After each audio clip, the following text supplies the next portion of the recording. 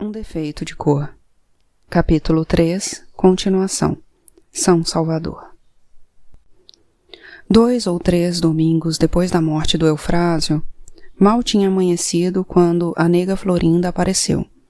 Eu estava me preparando para sair com a Felicidade quando ela me chamou de lado e disse que iríamos até São Salvador, pois precisava me levar para conhecer uma pessoa.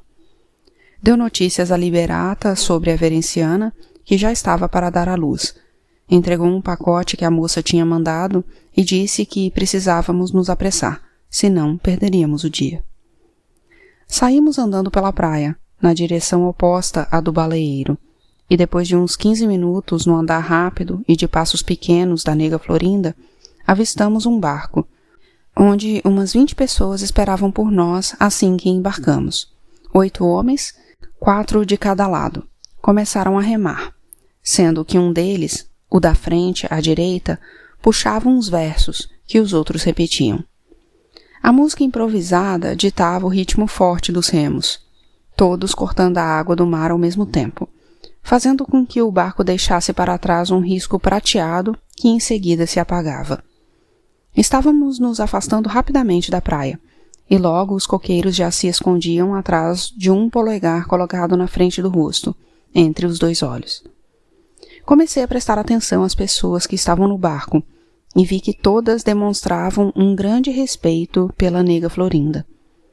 Depois de fazerem uma saudação, quiseram saber mais sobre a mulher que estávamos indo visitar. Foi então que eu soube que estávamos indo à capital para visitar uma mulher. Como também eram mulheres quase todas as pessoas dentro do barco, menos os 8 remadores. Com exceção de uma, que parecia ter mais ou menos 20 anos e levava uma criança amarrada às costas, como em África. Todas as mulheres já eram bem velhas. Não tão velhas quanto a nega Florinda, que, aliás, não falou muita coisa. Ela disse que era melhor esperarmos, avisando também que não sabia se os homens poderiam participar. Isso se veria quando chegássemos à cidade. Para sempre ficou gravada na minha memória a São Salvador daquele dia. Anos depois, em África, a tantos quilômetros e a tanto tempo de distância, era naquelas impressões e sensações que eu pensava ao me lembrar da Bahia ou mesmo do Brasil. Lembro-me ainda hoje dos nomes das praças e das ruas que percorri por anos e anos, e por onde, muitas vezes, refiz o caminho daquele dia, tentando vê-lo com os meus olhos de menina, sem nunca mais conseguir. Quando o barco contornou o forte de São Marcelo, o sol ainda estava baixo por trás das colinas que sustentavam a cidade, e que fazia com que ela ficasse emoldurada por uma luz mágica que mais parecia um véu, embaçando os olhos da gente e tornando as cores mais delicadas. Algumas construções, as mais altas, com 3, 4 ou até mais andares, e muitos templos e palacetes, pareciam flutuar de encontro ao teto do céu. A encosta era formada por partes de rocha preta, terra vermelha e vegetação, sendo que algumas árvores tinham crescido quase deitadas, como se tivessem sido atiradas, como setas, a partir do mar. Ao desembarcarmos, fizemos um caminho que eu já conhecia, do Ancoradouro até a rua principal da Cidade Baixa, mas que naquele dia parecia diferente por estar quase vazio. Havia pouca gente nas ruas, como se a cidade ainda estivesse se espreguiçando antes de acordar direito. Eram apenas 2 as mulheres que vendiam comida, com suas roupas bonitas e seus tabuleiros, e até mesmo o arsenal, onde mais tarde vi que a construção de barcos e mais barcos quase não era interrompida, naquela manhã estaria deserto se não fossem 3 pretos conversando, sentados sobre pilhas altas de madeira. Apenas uma ou outra casa já tinha as portas e janelas abertas para becos tão estreitos que davam a impressão de que podíamos interromper a passagem por eles apenas abrindo os braços. Nem mesmo a fedentina causada pelos dejetos jogados na rua estava tão forte como da primeira vez. Talvez porque o sol ainda não a tivesse acordado também. Na rua principal, um pouco mais larga e bastante tortuosa, Olhando de longe, às vezes eu tinha a impressão de que algumas casas estavam construídas exatamente no meio do caminho, barrando a passagem. Mas, ao chegarmos perto, a rua quebrava em outra direção, contornando as construções e seguindo adiante, para frente e para cima. Alguém do grupo comentou que aquela rua principal acompanhava a praia de um canto a outro da cidade, ora mais, ora menos habitada, com mais casas de moradia ou mais casas de comércio e depósitos de pretos. Poucas construções tinham um só andar. A maioria era casas engaioladas umas sobre as outras, com varandas sob janelas laterais que quase se encontravam no ar, ligando uma casa a outra, de tão próximas. Tais varandas também avançavam na frente das casas, nos andares superiores, debruçando-se umas sobre as outras e todas juntas sobre a rua, de um lado e de outro, tornando o caminho escuro e sufocante nos pontos mais estreitos. Havia ruelas que saíam dos dois lados da rua principal, curtas, porque, se de um lado algumas casas já quase se jogavam sobre o mar, do outro, em certos trechos, estavam apoiadas no barranco, mesmo com o risco de, a qualquer momento, serem esmagadas pela queda das construções que se equilibravam na parte de cima, na cidade alta. O nome dos lugares eu vim a saber depois, mas naquele dia caminhamos até uma construção onde funcionava um hospício, onde dobramos, bem na quina com a ladeira da Preguiça, que subia, íngreme, até a metade da montanha. Quando a vi, fiquei surpresa com a disposição da nega Florinda e das outras senhoras do grupo. Calados para poupar o fôlego, inclinávamos o corpo para a frente e caminhávamos, seguindo as construções e os muros da rua direita da Preguiça, pegando uma outra ladeira, que ia dar no largo das portas de São Bento. De lá, sempre a medo de escorregar, tomamos outra via que nos levou à parte mais alta da cidade, ao lado do Palácio do Governo, onde, enfim, paramos para descansar e aproveitar a vista. Dava para ver a Baía de Todos os Santos quase inteira, com suas ilhas pequenas e a ilha de Taparica como um imenso jardim plantado no meio das águas. No palácio, construção de 2 andares que ficava em um dos cantos da praça que levava o seu nome, a Praça do Palácio. Contei 11 janelas e uma porta muito alta que se abriam para uma varanda que o abraçava por todos os lados. Bem no canto da Praça do Palácio, que tinha a forma de um quadrado, ficava a cadeia pública, um prédio tão bonito que, se não fosse pelas grades, poderia ser confundido com uma casa, bem como as construções que ocupavam os outros 2 cantos, a Casa da Moeda e a Câmara Municipal. Descansados da subida, seguimos caminhando em direção ao Terreiro de Jesus, passando por lindos sobrados que tanto eram comércio como casas de moradia, e principalmente por belas igrejas, como a Catedral da Sé. De um dos lados do paço da catedral ficava um templo que tinha sido dos jesuítas e que mais tarde foi ocupado por um colégio e depois por um hospital, para então ceder lugar à Faculdade de Medicina, que não sei se ainda está lá nos dias de hoje. Quando vi tal prédio daquela vez, nunca poderia imaginar os dias que passaria escondida lá dentro, anos mais tarde. A Praça do Terreiro de Jesus abrigava também o Templo da Irmandade dos Clérigos de São Pedro e muitas casas mais simples, e dava saída para as ruas que partiam em direção a todas as outras freguesias da cidade.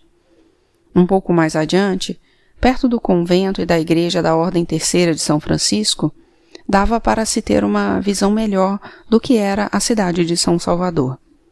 Para todos os lados que se olhava, menos o do mar, a cidade era uma sucessão de vales cobertos por verde abundante e de montanhas cortadas por ruas de terra ou de pedra, quase sempre desertas.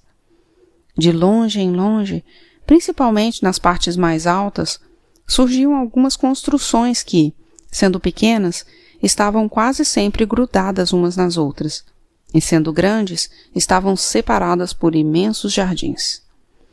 Os palacetes se destacavam, brancos e grandiosos sobre gramados verdes e jardins coloridos, cercados por muitas árvores. Alguns morros tinham perdido os picos para dar lugar a um ajuntamento de construções ao longo de 3 ou 4 ruas, que giravam em torno da praça central, onde sempre havia uma ou mais igrejas. Pegamos uma ladeira, ao lado da Ordem Terceira de São Francisco, e descemos em direção ao Largo do Pelourinho. A ladeira era tomada por sobrados pintados em cores alegres e vibrantes, e o largo tinha construções magníficas, casarões enormes com suas coleções de janelas e varandas. Passamos em frente à igreja de Nossa Senhora do Rosário dos Homens Pretos, que estava fechada, e a nega Florinda disse que, do contrário, teríamos entrado para rezar um pouco, já que aquele templo tinha sido construído por uma irmandade de pretos bantus.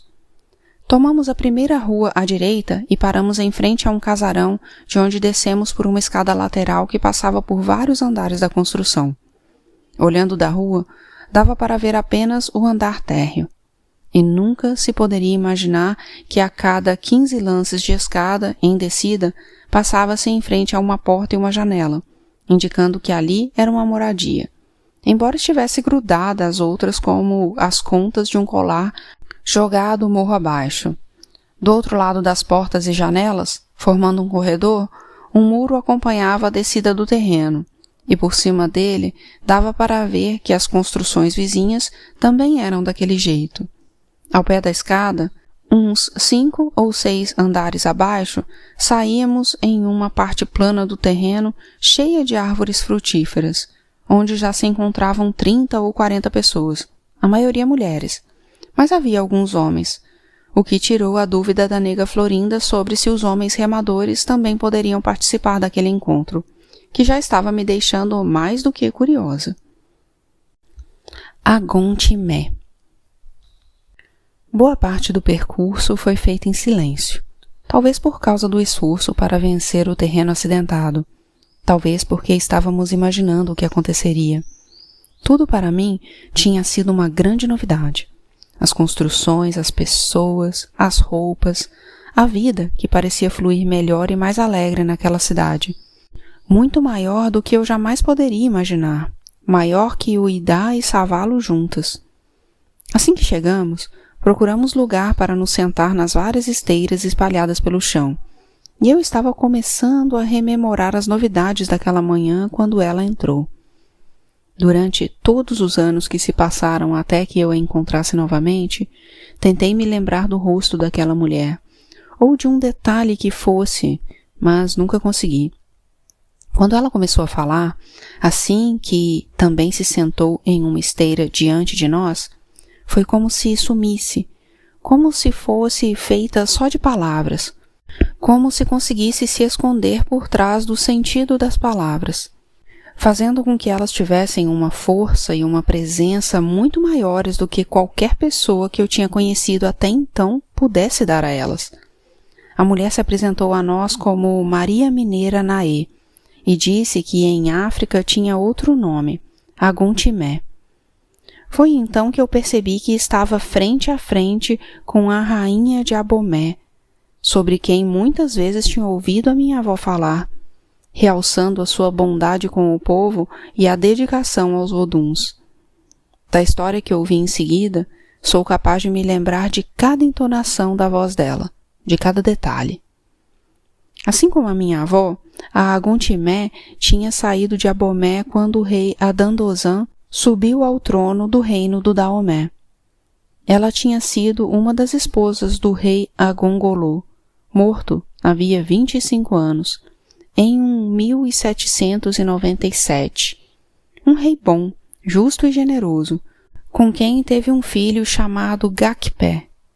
Quando o rei Agongolô pressentiu a proximidade da morte, consultou o oráculo sobre o que fazer quanto à sucessão, pois tinha um filho mais velho com a primeira esposa, chamado Adandozan, que, pelas leis, era quem deveria ser coroado. Mas o Adandozan não era como o pai, muito pelo contrário. Era frio, cruel, injusto e sanguinário. e o bondoso rei não queria ver o seu povo governado por alguém assim. O oráculo disse que o Gakpé era mais indicado para subir ao trono, pois tinha o caráter do pai e seria um excelente governante, mas ainda não tinha idade para isso.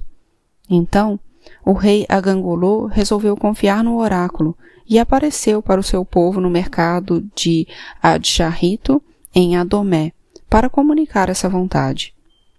Com o príncipe mais novo no colo e o mais velho ao seu lado, disse que, quando morresse, gostaria que o Gakpé fosse coroado e que Adandozan tomasse conta dele e do seu povo até que ele pudesse governar sozinho. A Agontimé disse que, naquele dia, pressentiu tempos muito difíceis, de grande tristeza para todos após a morte do rei Agangolô, o que de fato aconteceu.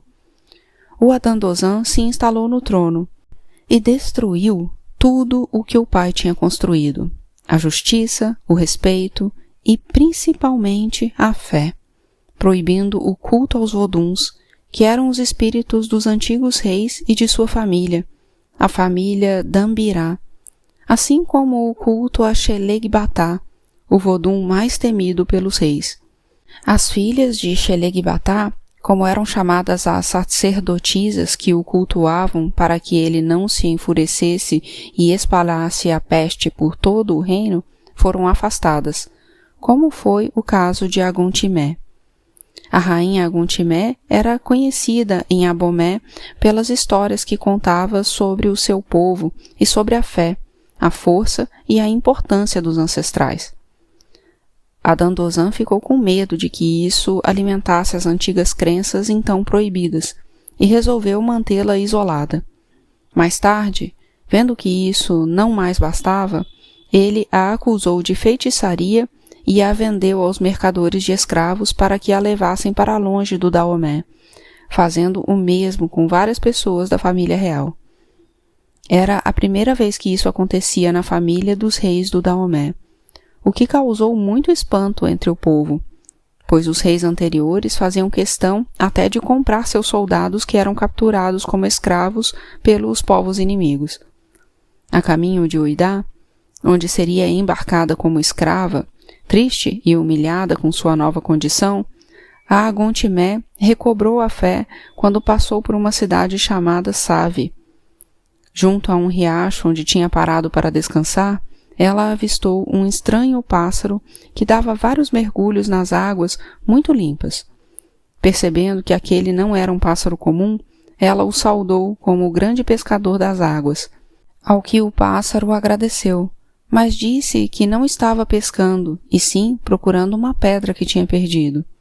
A Agontimé comentou que talvez o lugar onde a pedra estava fosse revelado em sonho, e o saudou novamente.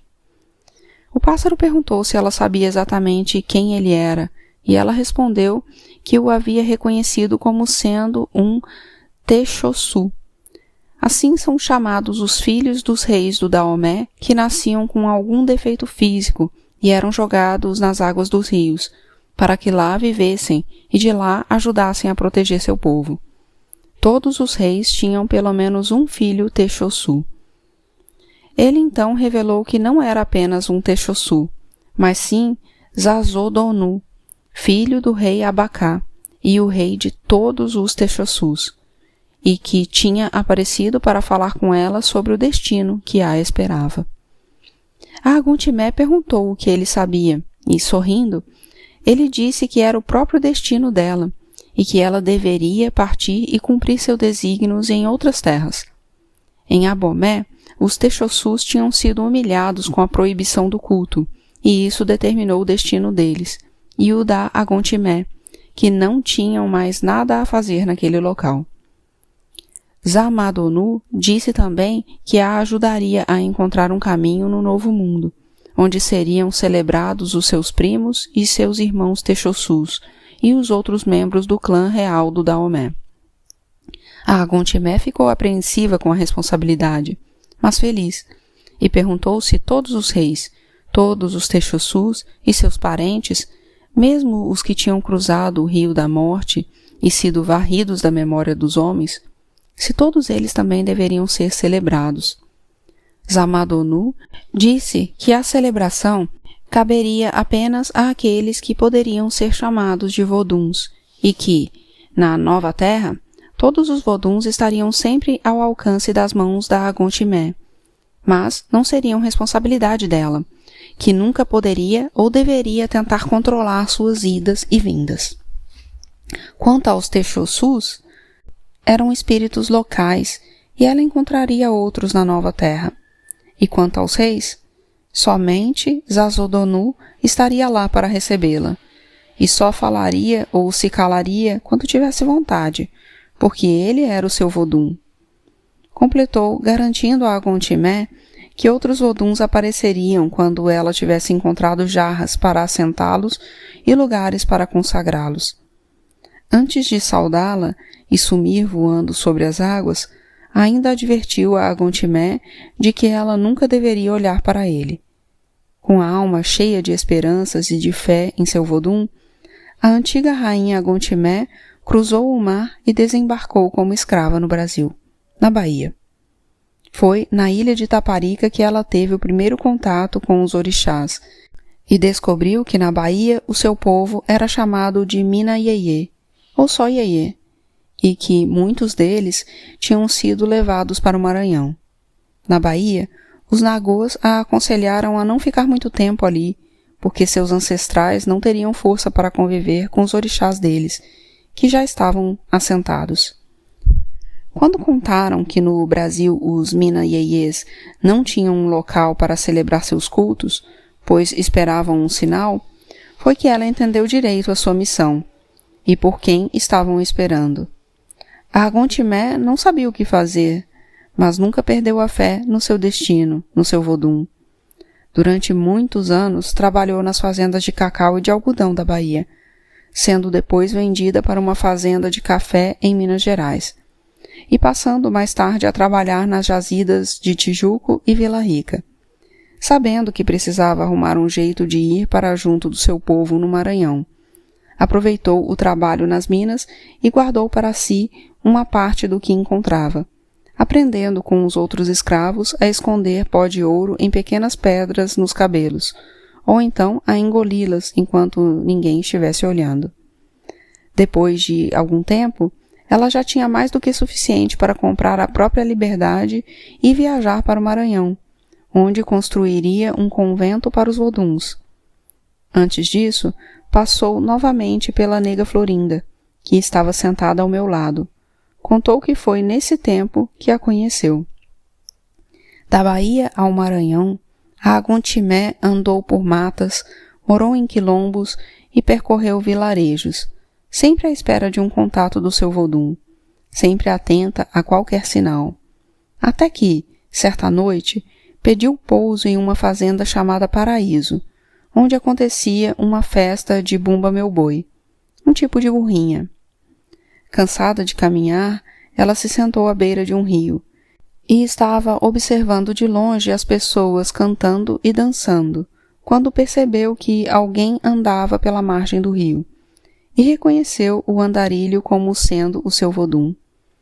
Ao se lembrar da recomendação de nunca olhar para ele, ela o saudou de olhos baixos e ele a reconheceu, indicando o caminho a seguir e o lugar onde deveria erguer seu templo e estabelecer a casa de sua gente, a Casa das Minas. Em tal casa, trabalhariam as voduncis africanas, as minas, como eram chamadas as escravas embarcadas na costa da mina, em África. Seguindo o rio Itapecuru, a Agontimé chegou a São Luís do Maranhão e, com parte do ouro levado das minas, dessa vez as Gerais, no Brasil, ergueu seu templo. Providenciou as jarras necessárias aos assentamentos dos voduns e as encheu com água da fonte do Apicum, que foi consagrada a eles. Reservou os recintos da casa para os voduns que foram chegando aos poucos, respeitando a hierarquia dos mais velhos para os mais novos e dos reis para os seus parentes, que escolhiam as suas esposas entre as voduncis, pois naquela casa os voduns desceriam apenas nas mulheres. Naquele dia, a Agontimé estava em São Salvador para ver se encontrava mais fiéis para seus cultos, a fim de que mais Voduns pudessem se reunir na casa, inclusive todos os Techossus. Quando ela fez o convite, 4 mulheres que estavam na assistência se levantaram e disseram que estavam prontas para segui-la. A Aguntimé perguntou se elas tinham recebido algum recado dos seus Voduns, e elas disseram que sim, que eles tinham aparecido em sonho e dito que esperassem por um sinal.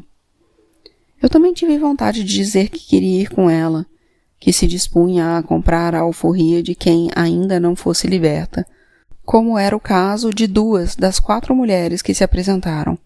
Mas, infelizmente, eu não era uma das escolhidas e não tinha recebido recado algum.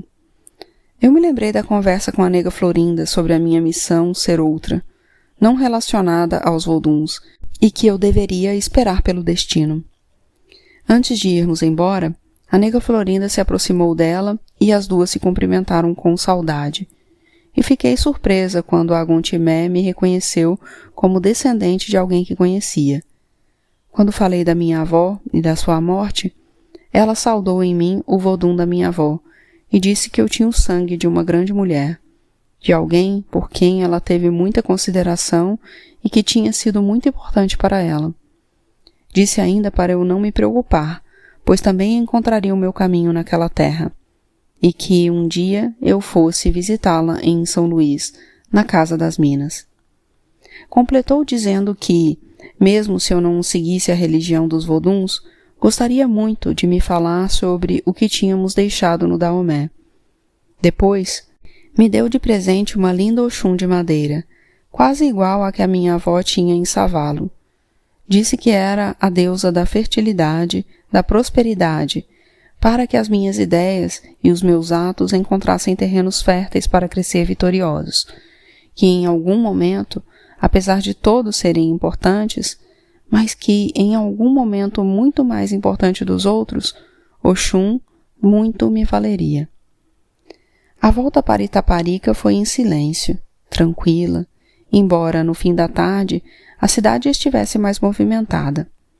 Havia muitas pessoas nas ruas, quase todas pretas, reunidas para batuques e danças ou para jogar capoeira. Não sei quanto aos outros, mas eu quase não tive olhos para tudo aquilo, porque dentro de mim aconteciam coisas mais interessantes. A história da Aguntimé fez com que eu tivesse certeza que a minha situação não permaneceria para sempre como estava, que eu ainda seria liberta e ajudaria meu povo. Assim como a Aguntimé, eu arrumaria uma maneira de fazê-lo, mesmo não tendo sido rainha. Não sabia como, nem o que fazer, mas tive fé nos Ibejis, em Xangô e principalmente na minha Oxum, mas me lembrei também de Naná, de quem a minha avó sempre falava. Havia muito tempo que eu não sentia a presença da Taiwo tão forte quanto naquele dia no barco, no meio do mar. O mar no qual tinha sido lançado o corpo dela era o mesmo que a apresentava de volta diante dos meus olhos, que sempre me deixavam em dúvida se eram mesmo os meus olhos ou os dela. Como se fosse sonho, vi a Taiwo caminhando sobre as águas, feliz, quase dançando. À noite, antes de dormir, minhas companheiras de baia quiseram saber onde eu tinha passado o dia, mas eu não estava com vontade de explicar e disse que era segredo do meu povo, o mesmo da nega Florinda, que estive com ela, e mais eu não podia contar. Todas quiseram tocar a Oxum, para quem também arrumei um espaço no esconderijo sob a parede da senzala, cavando mais um pouco o buraco que já abrigava Xangô e os Ibejis. Faltava Naná, mas eu teria assim que pudesse.